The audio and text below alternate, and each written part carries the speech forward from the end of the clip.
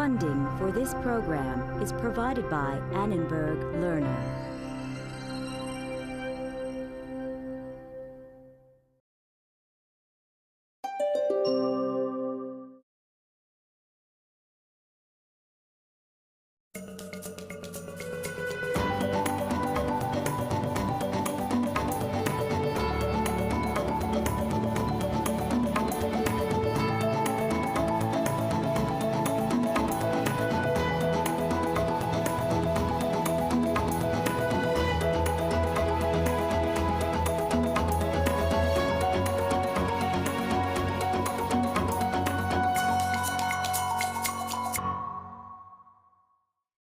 Hello, I'm Pardis Sabeti, and this is Against All Odds, where we make statistics count. Let's spend some time with everyone's favorite random phenomenon, the coin flip. I have an evenly weighted coin, just as likely to come up heads as tails on each flip. What if I toss it 4 times in a row? Here's the sample space for our little experiment. Remember, that's every possible outcome for the 4 consecutive flips. Each of these outcomes is equally likely. But say we're only interested in the number of heads that come up. We'll let x equal the number of heads we toss. We're now focusing on what statisticians call a random variable, the numerical outcome of a random phenomenon. We don't care anymore when in the sequence of tosses we get heads or tails, just the overall number of heads that come up. The probability distribution of a random variable x tells us the values that the random variable can take on and the probabilities of each value. In our 4 coin tosses, the random variable x could equal 0, 1, 2, 3, or 4. It's a discrete variable since it has a finite number of possible values. Each of these outcomes is possible, but not equally likely, as you can see in the chart. The sum of all the probabilities is 1. P of x is how statisticians denote the probability associated with a particular value x. So for instance, P of 0 is the probability that the value of the random variable is 0. We can turn the model into a probability histogram. The horizontal axis shows us the possible values of x, and the height of each bar represents the probability for that value. Here you can see that 2 is the most likely number of heads to come up in a string of 4 coin tosses.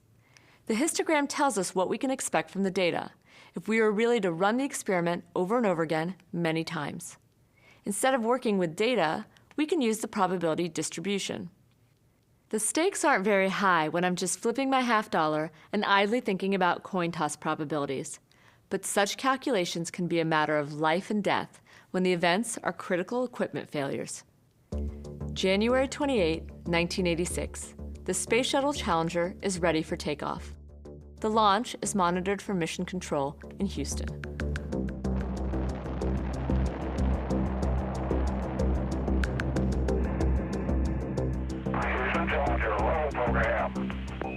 Roger, roll, Challenger. Good roll, flight. Roger, good roll. Challenger, go with throttle up. Roger, go with throttle up.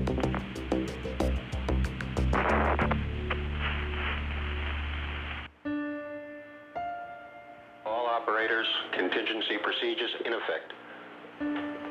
Don't reconfigure your console. Take hard copies of all your displays. Make sure you protect any data source you have. The death of the astronauts and the destruction of the Space Shuttle Challenger will forever be a reminder of the risks involved with space exploration. We will always remember the Challenger 7. Almost immediately after the accident, President Ronald Reagan appointed a commission of experts to investigate its cause. Their eventual conclusion: the accident was most likely caused by O-ring failure. O-rings sealed the field joints holding together the rocket boosters that would lift Challenger into orbit. The O-rings were supposed to contain hot, pressurized gases within the boosters.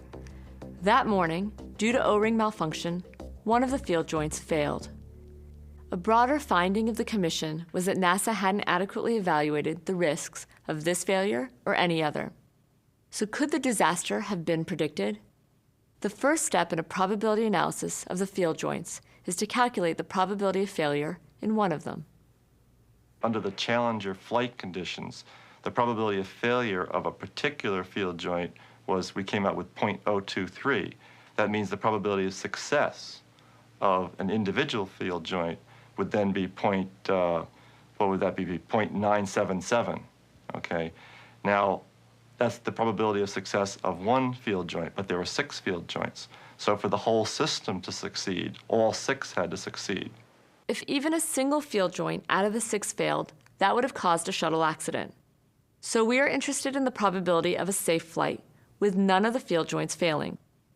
In our probability distribution table, we let our random variable x equal the number of failures, and we want to determine p of 0, no failures. Like when we were calculating the number of heads from a series of coin tosses, we're interested in the overall number of failures, not the actual outcome for each individual field joint. We can use the multiplication rule to calculate the overall reliability of the shuttle rockets. This rule is both simple and powerful. It says that if 2 events, A and B, are independent, then the probability that both events will occur is the product of their individual probabilities. Remember, the probability that each field joint would succeed was 0.977. That sounds pretty reliable, but there are 6 field joints. For the shuttle to succeed, all the joints must succeed. So we have to multiply 0.977 times itself 6 times, once for each of the field joints. Now the reliability, or probability of success, for the mission drops to about 0.869, or about 87%, very different from the original 0.977.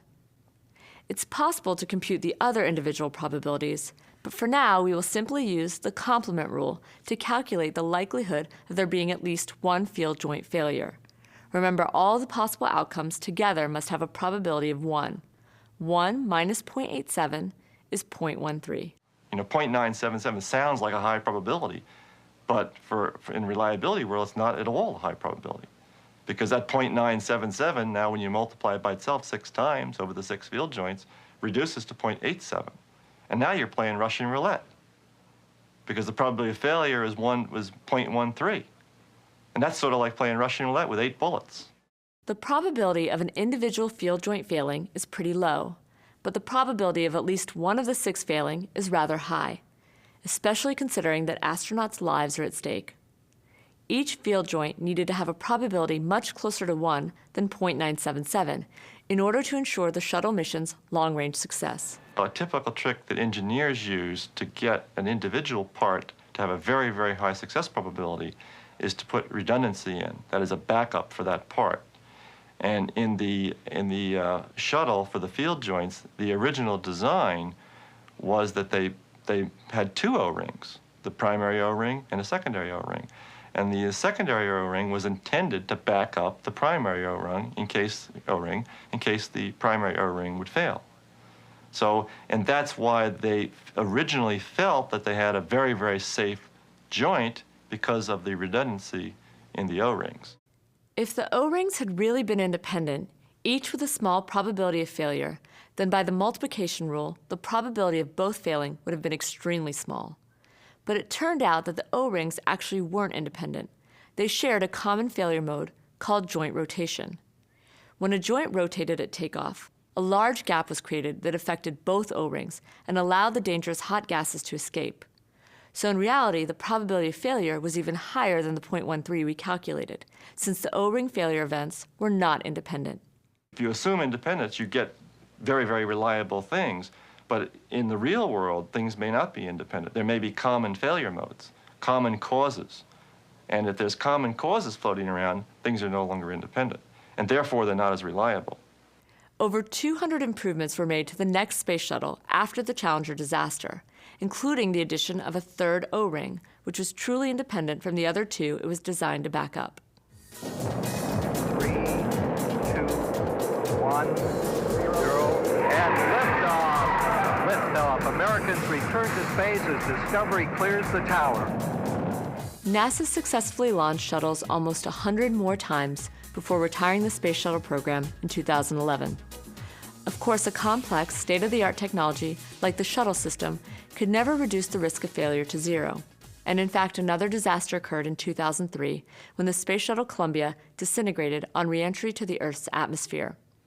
Though the O-rings weren't to blame this time, it was a tragic reminder of the risks of space exploration and the need for continued, rigorous analysis. For Against All Odds, I'm Pardis Sabeti. See you next time.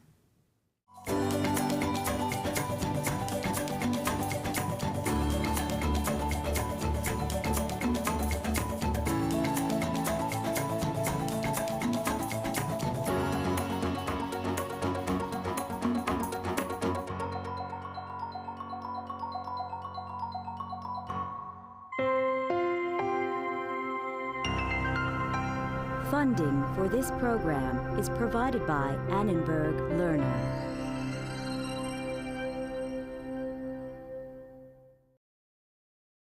For information about this and other Annenberg Lerner programs, call 1-800-LEARNER and visit us at www.lerner.org.